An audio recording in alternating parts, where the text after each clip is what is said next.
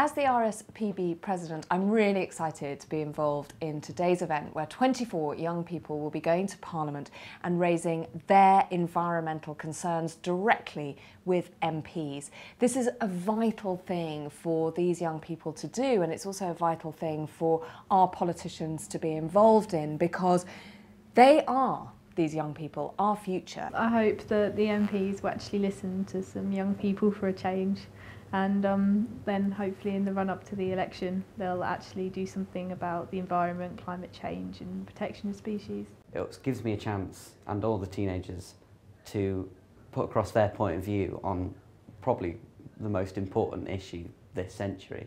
I don't think there's anything else more important than climate change, than biodiversity loss. Well, I think that a lot of it is just showing the MPs that there are teenagers out there who really do care about the environment. I think what I want to get out of today really is just to say to these MPs, what are you going to do? What are you going to do about these massive problems?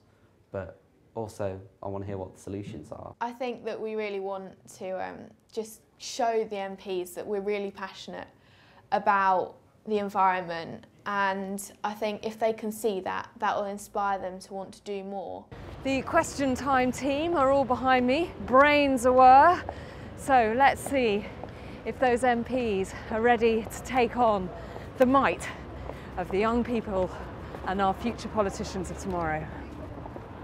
To bring people here to the Mother of Parliaments is a real opportunity for them, and it's a good chance for us to talk to them and engage with their questions and hopefully give them some sensible answers.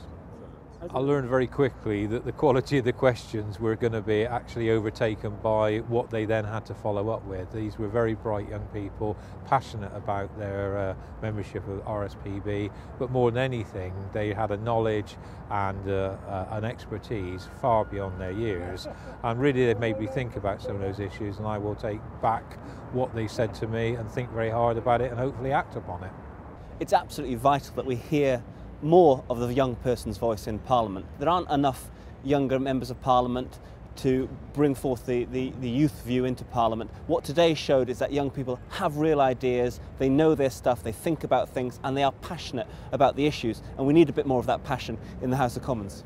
It's vital that those MPs representing the political parties there today now take away the enthusiasm and the ideas of these young people and really act on it, because there's a level of expectation on this. These young people want action, they've been doing their homework, they know their stuff, and they know that there are some tough decisions to be made, tough solutions, and they're expecting politicians to deliver on this. This afternoon's event was absolutely brilliant, to have so many youngsters there with so many questions and giving us a really good grilling.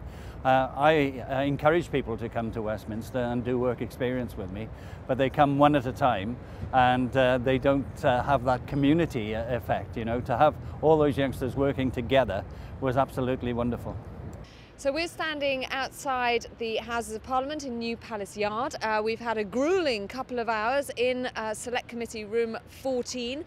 Jack, first of all, how did you think that your first encounter with a parliamentary process went this afternoon? It's made me really want to do something about all these things that we've been talking about, sort of climate change and biodiversity loss. And Alex, they talked for a long time, those MPs, didn't they? But did they answer your questions properly and clearly, do you think? I think at first they thought they could get away with possibly not answering them completely fully. I think we put them back on track and made them realise that actually they weren't going to get away with that. Do you think, Esme, that they underestimated you, that perhaps these MPs went into that room today thinking, they're just young people, they're not really going to give us a hard time? Yeah, definitely. They were quite patronising as well with some things, but I think in the end we sort of showed them that young people do actually care. What do you think, John? I mean, is this an important exercise for MPs to actually listen to young people like our Phoenix RSPB members? Yeah, it's absolutely important, and hearing the reactions is fascinating too, because that's what we'd expect. There's a mixed reaction. I would say I don't think MPs ever underestimate young people. They're the scariest bunch of people because they actually ask the direct questions, and they also understand, as I can hear from what Esme said, that if you don't give the right answers, if you don't give them direct answers, yeah, it's trouble. John Randall, thank you very much indeed for organising today, and thank all three of you for a fantastic amount of energy and input that made for a very interesting afternoon's debate.